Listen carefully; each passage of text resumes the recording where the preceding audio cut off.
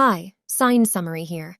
Today I'm going to explain an American drama thriller film called The Thinning. Spoilers ahead. Watch out and take care.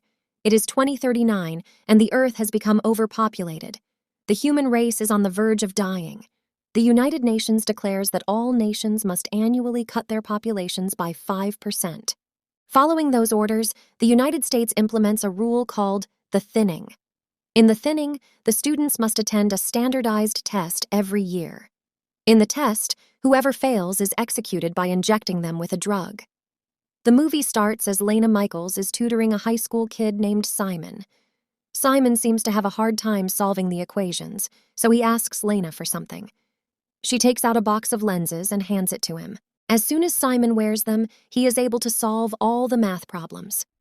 Elsewhere, we are introduced to Edward Blake Redding, the son of Texas Governor Dean Redding. He sneaks out of his house at night and meets his girlfriend Ellie Harper in his car. Blake starts talking about the test they have the next day. Ellie is very nervous about it, but Blake assures her that she will pass. Just then, Blake's father's guard finds them and brings Blake back to Dean's office. Dean is disappointed in Blake for sneaking out the night before such an important test. He thinks that Ellie is a distraction for Blake. The following day, it is the day of the test. Many students lined up outside the school. They have to go through an intense security check before entering. Blake asks Lena for one of her study lenses, but she is out of them. Lena and her friend, Kellen Woods, stand in the line to get inside.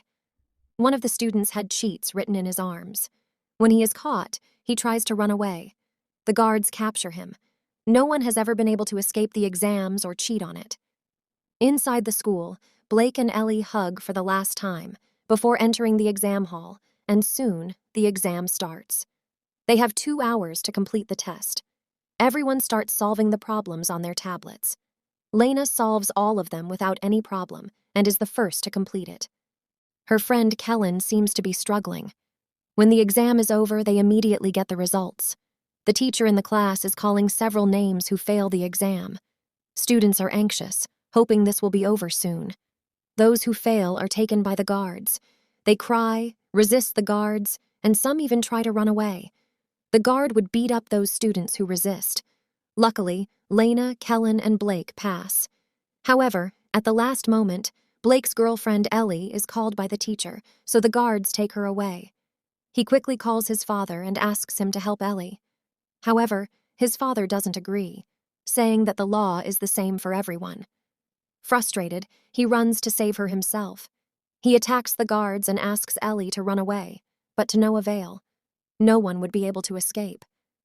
Blake keeps trying to help Ellie, but there is nothing else he could do. It is now a year later, and 24 hours before the thinning test starts. It is Lena's little sister Corinne's very first thinning test. The doorbell rings. It is Lena's teacher, Miss Birch, who has been taking care of Lena and Corinne like her own children since their mother's death. She tries to calm Lena down because tomorrow is Corinne's first test and Lena worries about her sister, but she assures them that everything will be fine. Meanwhile, Blake records a video in his room. He intends to write all wrong answers in the test to teach his father a lesson. Cut to the day of the test. Lena drops Corinne to her kindergarten. In Corinne's class, they are presented with a video animation showing the current state of the Earth, so all nations must annually cut their populations by 5%. Some countries implemented rules like allowing couples to have only one child, while others executed the older generation. In America, however, the government decided to keep only the smartest ones and execute the others. These children are no exception. The children's test then starts. Their teacher is saddened because some of the children are going to be executed. Thankfully, Corinne passes the test. Lena and Kellen enter the school for their test as well. The test starts and finishes in no time. Meanwhile, Governor Dean finds Blake's recording and is agitated. He calls the test manager, Mason King, and orders him to pass Blake regardless of his score. Mason switches his score with Lena, making Lena fail. The test results are in, but to everyone's surprise, Lena's name is called too. She has failed the test. Ms. Birch stops the guard as they take her, claiming that she is her best student, and there must be something wrong with the system. However, The results are final and cannot be changed. She hands Lena a keycard so she can unlock the doors and escape. Blake is surprised to not have failed. The students who pass arrive at a school party to celebrate their results. Elsewhere, Dean is giving a speech as the governor to declare his presidency for the President of the United States. He boasts about their education system. As a result of their system, they manage to be the best in education among 196 countries. The crime rate is decreasing by 26%. Blake listens to his father's speech while at the party, then sneaks out of it. He sneaks into the hallway and beats one of the guards. He then goes into the control room.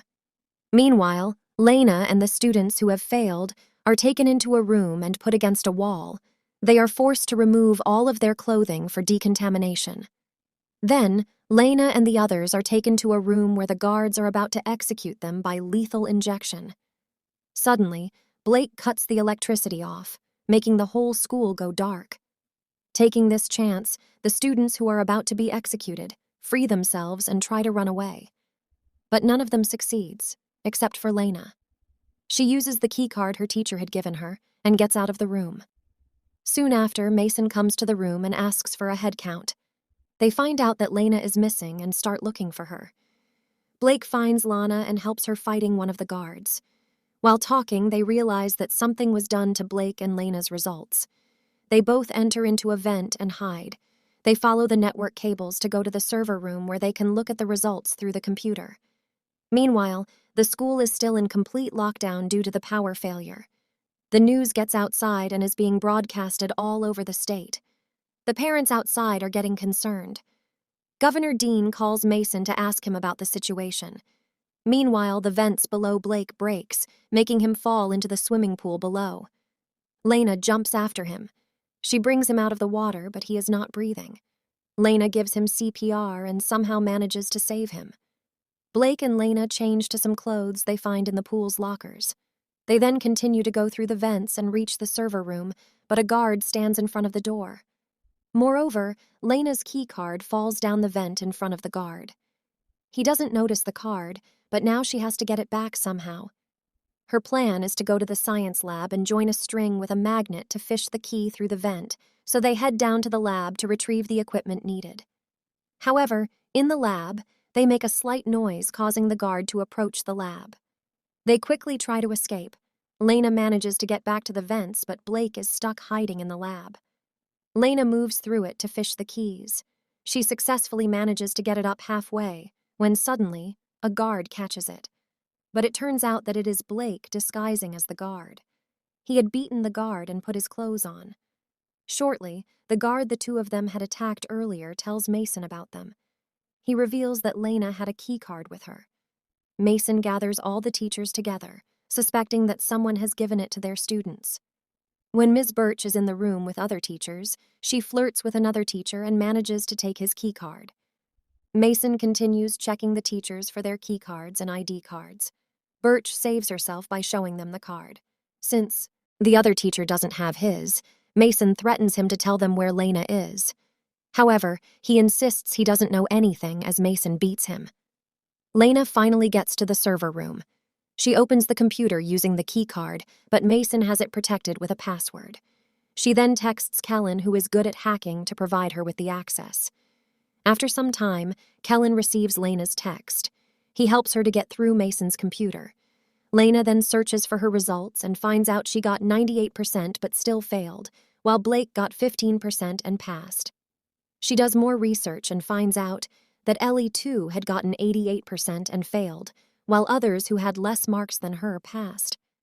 Lena realizes that the grading system is rigged, and the governor has been failing whoever he wishes to. Lena sends a file with the rigged grades to Kellen, but soon the power is back on, and Mason sees that she is in the server room. Lena realizes this and runs out. However, Mason catches her almost immediately. Blake, on the other hand, is still in disguise. He is with the students who have failed. He orders the guard to take them to the recreational hall with the other students, but the guard refuses, so they get into a fight. The guards restrain him and find out his identity. Just then, Kellen receives Lena's message and is surprised to see the rigged results. Kellen is friends with a news anchor, so he quickly emails it to the news channel. The reports broadcast the news showing the receipts of the altercation in the results. After the photos are leaked, the governor is called by his party head, who threatens to take his presidential candidacy back. Unwilling to let that happen, Dean Redding throws all the accusations at Mason and pretends that he is innocent. He tries to prove this, so he has no choice but to execute all of those who actually failed, including his own son, Blake. At the school, Mason and the guards take Lena to the thinning room to execute her, and the others Blake is there too.